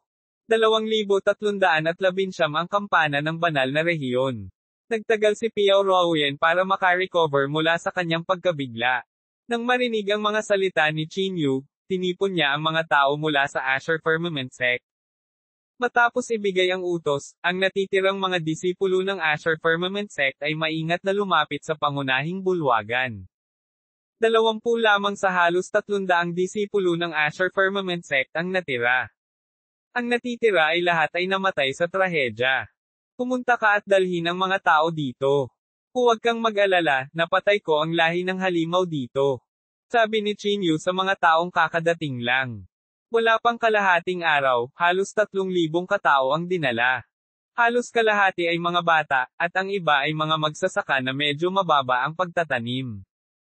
Napakalaki ng kontinenteng ito. Nang dumating si Chinyu sa kontinenteng ito dati, ang populasyon ay malapit sa 50,000. Sa sandaling ito, wala kahit isang ika-10 nito ang natira. Maaaring isipin ng isa kung gaano kapahamak ang kalamidad na ito. Ang mga halimaw na ito ay tila malupit sa mga magsasaka na may mataas na paglilinang. Halos 70% ng mga true saint cultivators sa kontinenteng ito ay napatay na. Tumingin si Piao Ruoyan sa mga taong iyon at tila naalala ang nakakatakot na massacre na nangyari kanina. Ang mga halimaw ay tila gumamit ng ilang espesyal na sinaunang pamamaraan sa True Saint Realm Cultivator upang makakuha ng malaking kapangyarihan sa pamamagitan ng sakripisyo. Maaaring lumaban ang sekta sa tulong ng pagbuo sa simula. Gayunpaman, ang mga halimaw na ito ay lalong lumakas, at ang kanilang demonyong chi ay tila nagagawang sugpuin tayo ng direkta. Maraming matatanda ang nag-usap tungkol dito ng may kasiglahan. Natatakot ako na ito ay isang paraan na natatangi sa lahi ng halimaw. Gumagamit ito ng mga sakripisyo upang makuha ang kapangyarihan ng mga spatial cultivator. Tinuri ni Chinyu ang labanan ngayon lang. Ang kapangyarihan na nakuha ng matandang lahi ng halimaw sa huli ay maaaring talagang sugpuin siya. Nangangahulugan ito na ang may-ari ng kapangyarihang ito ay maaaring supilan man lang ang Chinyu sa mga tuntunin ng cultivation realm. Maaaring hindi sapat ang kasalukuyang spatial rift para madaanan niya, kaya kailangan niyang gamitin ang paraang ito para bumaba. Tila natuklasan ni Chinyu ang mga bakas ng kakaibang internal chi sa mga batang iyon. Ang daloy ng panloob na chi na ito ay napakabanayad, at tanging ang Divine Sense Spirit Bead lamang ni Chinyu ang makakadetect ng kaunting bakas nito. Ang mapanglo na banal na mata. Ang langit na mata ay nasa itaas ng ulo ng mga batang iyon. Ang mga itim na linya na may kapal na katulad ng mga linya ng pangingisda ay dumaloy palabas at pinalawak sa spatial rift. Ang mga itim na linyang iyon ay napakahusay para kay Piao Ruoyan at sa iba pa na may mataas na paglilinang. Sa kabila ng pag-activate ng malungkot na banal na mata, ang mga linya ay hindi makikita nang hindi tumitingin ng mabuti. Ang mga ordinaryong tao ay tila naglalabas ng mas malakas na panloob na chi. Ito ba ang dahilan kung bakit sadyang pinakawalan ng lahi ng halimaw ang ilan sa kanila? Sa altar sa gilid, umindayog ang itim na enerhiya na kasing kapal ng balde. Ang panloob na chi na ito ay medyo malakas. Sa paggalaw ng kanyang katawan, ang katawan ni Chinyu ay napunta sa langit sa itaas ng Asher Ridge Continent. Hindi lamang ang mga katawan ng mga buhay na tao kundi pati na rin ang mga patay. Ang kanilang mga katawan ay naglalabas ng panloob na chi. Sa katunayan, marami sa mga walang laman na espasyo ang patuloy na naglalabas ng panloob na chi. At may ibig sabihin ang mga kulay ng panloob na chi na ito. Tila sila ay kabilang sa iba't ibang mga katangian. Sa huli, nagkataon, lahat sila ay pumasok sa spatial rift at nalipat sa ibang espasyo. Sumimangot si Chinyu at maingat na naramdaman ang panloob na chi na iyon, ngunit napagtanto niya na ang aura na ito ay hindi espiritual na enerhiya o banal na kahulugan. Hinawakan niya ito gamit ang kanyang palad, ngunit ang itim na panloob na chi ay dumaan sa kanyang palad at hindi mahawakan.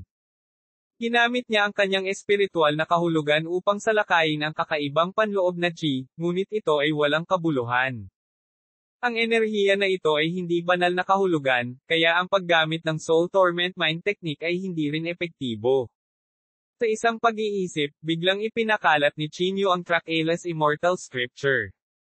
Sa isang iglap, ang katawan ni Chinyu ay naging parang black hole, at ang napakalaking espiritual na enerhiya ng kalikasan ay lumundag patungo sa kanya.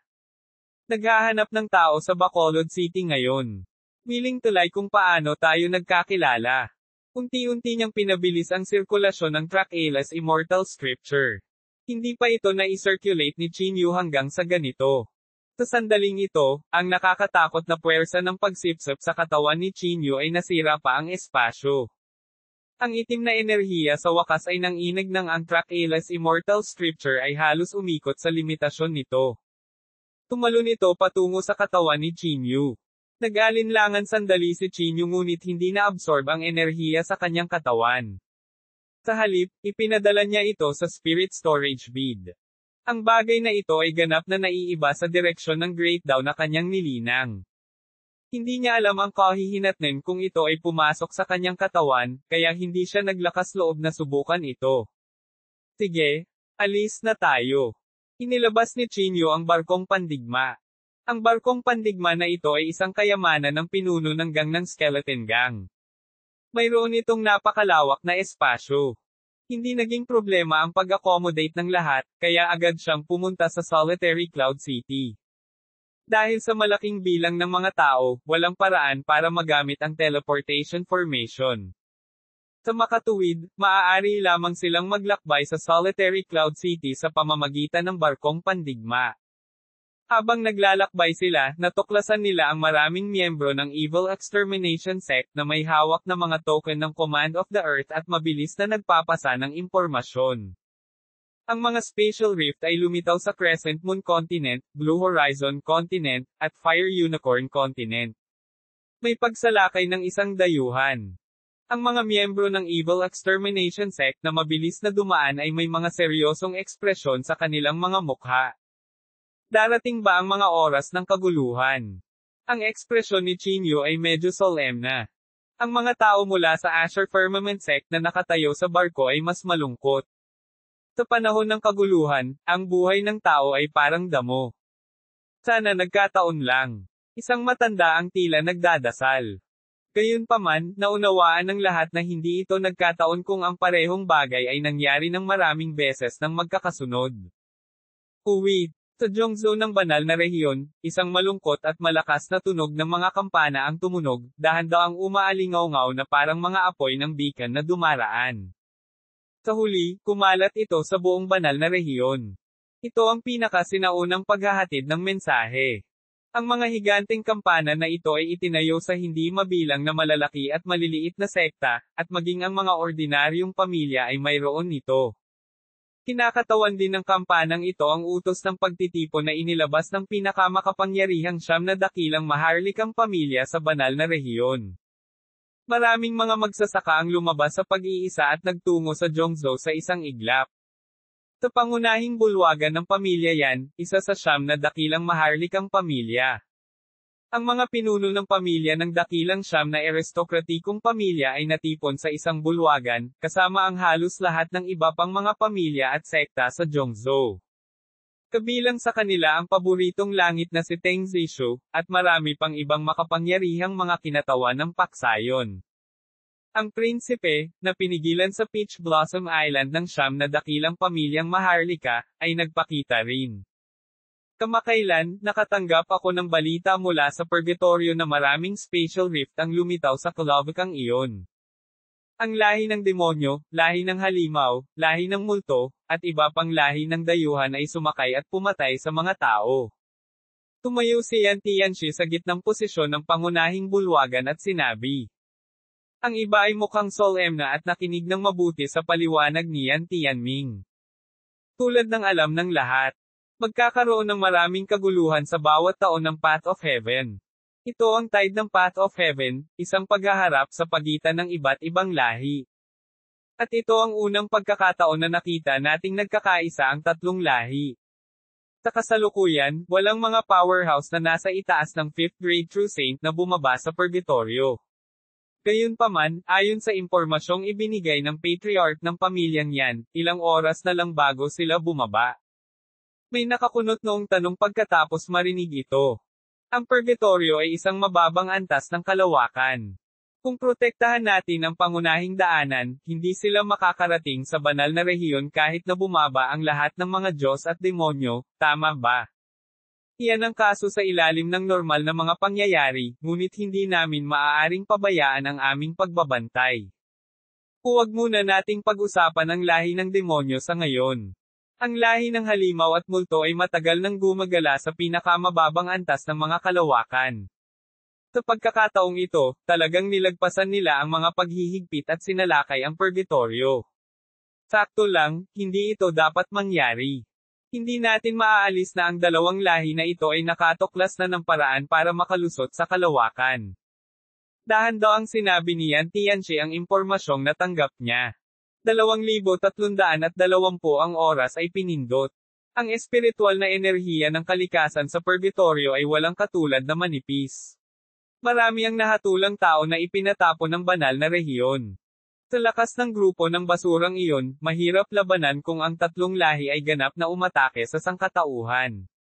Kaya't kailangan nating maghanda sa lalong madaling panahon. Si Siliuhe ay mukhang walang pakialam at mukhang hindi natakot. Ipinaliwanag pa niya, kaya, kailangan natin ang mga magsasaka ng banal na rehiyon na magtungo sa purgatorio sa tamang oras upang utusan sila, ipagtanggol laban sa mga pag-atake ng tatlong lahi, at protektahan ang banal na rehiyon. Oo. Hanggat ligtas ang banal na rehiyon, natural na makakapag-alaga tayo ng hindi mabilang na mga magsasaka. Magsanib puwersa man ang tatlong lahi, wala silang magagawa sa atin. Tumango ang pinuno ng pamilya Jiang. Sino ang pupunta sa purgatorio? Sino ang magpapasya sa listahan ng pangalan?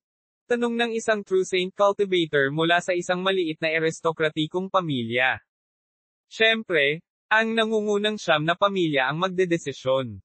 Iminumungkahi mo ba na ikaw ang dapat magdesisyon? Malamig na tinitigan siya ni Yaoshi.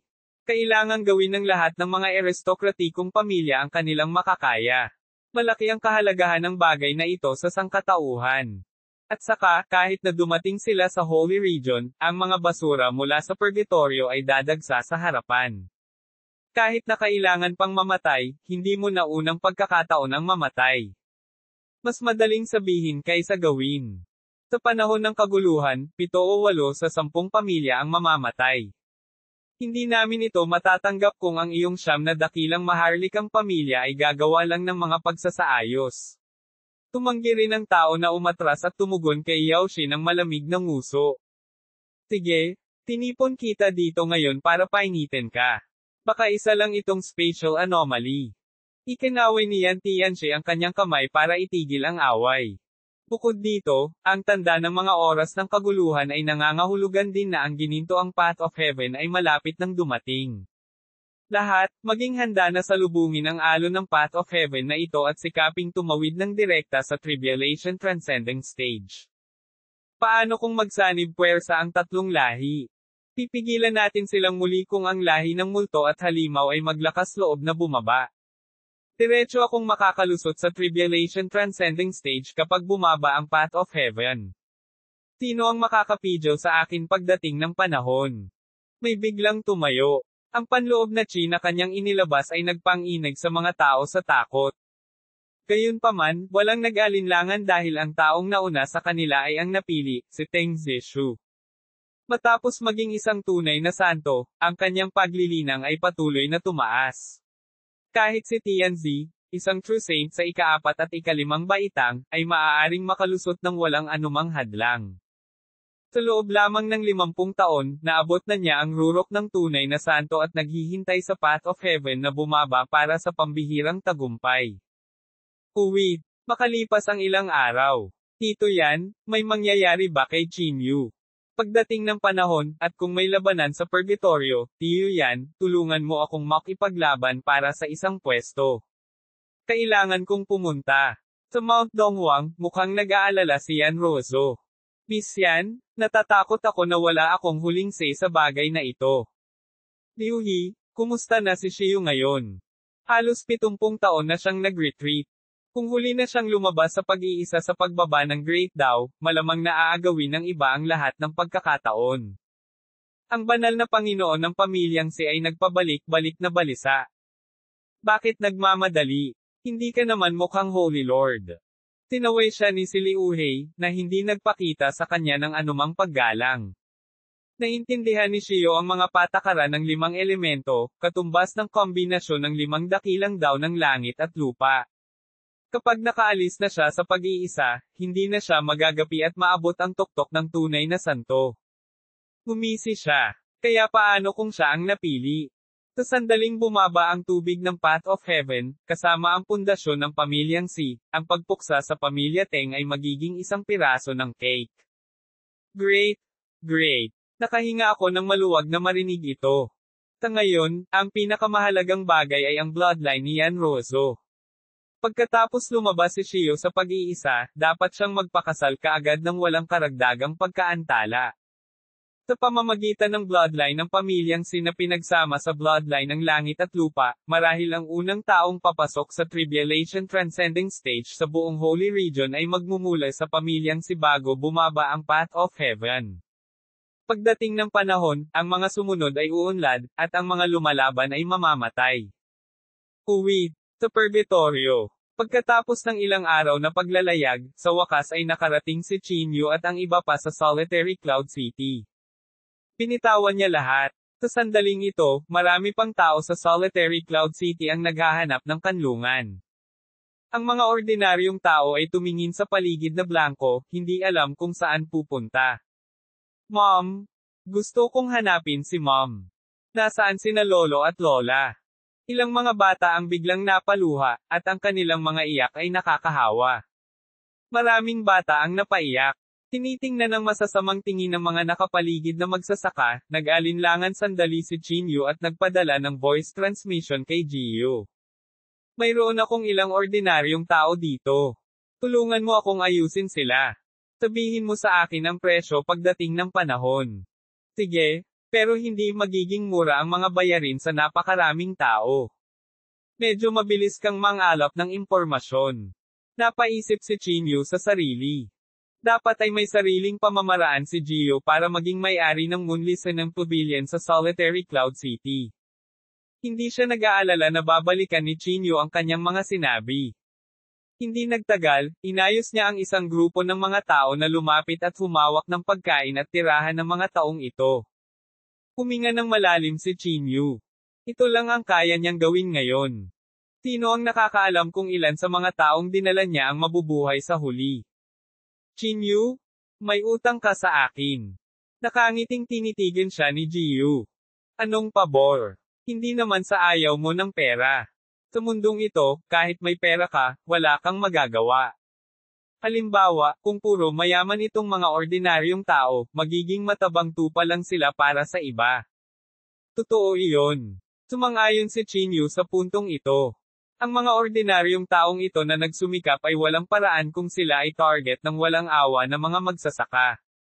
Chinyu, gusto kong ipangako mo sa akin na tiyak na paprotektahan mo ako sa abot ng iyong kakayahan kung makatagpo ako ng anumang panganib. Mataimtim na sabi ni Jiyu. Sa kanyang mga mapagkukunan, nakakalap na siya ng maraming impormasyon. Sige, walang pag-aalinlangan na tumango si Chinyu. Sige. Gusto ko ang mga taong tulad mo na prangka. Chinyu, hayaan mo akong bigyan ka ng isang balita. Ang dilaw na dakilang daw sa banal na rehiyon ay malapit nang dumating. Hindi napipigilan ng landas ng langit ang lakas ng sinuman pagdating ng panahon. Dapat mong ihanda ang iyong sarili. Si Jiyu ay mukhang solemn na bihira. Hindi na siya nakangiti tulad ng dati. Kumunat ang noo ni Chinyu. Nangangahulugan iyon na maaaring mayroong isang tunay na santo na direktang makakalusot sa Tribulation Transcending Stage. Napakahirap makapasok sa Tribulation Transcending Stage, at walang gaanong Tribulation Transcending Stage cultivator sa buong Holy Region. Gayunpaman, ang mga mapagkukunan sa banal na rehiyon ay malayo sa kung ano ang maihahambing sa purgatorio. Bukod dito, naroon din ang napili. Biglang naisip ni Chinyu ang isang nakakatakot na bagay. Kapag ang Golden Great daw ay ganap na bumaba, ang pagsupil sa sinumang cultivator ay ilalabas. Nangangahulugan ito na ang mga magsasaka sa Tribulation Transcending Stage ay maaaring umatake sa kalooban. Qingshu. Noong kakapunta pa lang niya sa Black Platform Continent, ginamit niya ang kapangyarihan ng paglipol na naintindihan niya para bumalik sa unti-unti niyang divine sense. Ito ay naging isang nakamamatay na awayan na hindi mapapahinga hanggang sa mamatay ang isa sa kanila. Malamang na ang taong ito ay direktang hahanapin siya pagdating ng panahon. Sa kakayahan ng isang tribulation transcending stage cultivator, hanggat nasa kalawakan pa siya, malamang na matagpuan siya sa isang iglap. Sige, huwag na nating pag-usapan. May aasikasuhin ako. Ngayong lumalakas na ang tubig ng landas ng langit, maaaring magkaroon siya ng pagkakataong makapasok sa ikalimang baitang. Sa sandaling ito, hindi man lang nag-abala si Chinyu na gamitin ang kanyang kayamanan. Direkta niyang tinahak ang line word formula at mabilis na tinungo ang ikawalong antas ng purgatorio. Uwi. Sa isang maulap na lugar ng Black Platform Continent, isang figure ang may multo na gumagalaw sa kanyang kamay. Hindi mabilang na Path of Heavens ang dumaan sa kanyang mga kamay, na nagiging tunay na mga imahe. Bigla niyang naikuyom ang kanyang kamao, at isang mabangis na ekspresyon ang lumitaw sa kanyang mukha.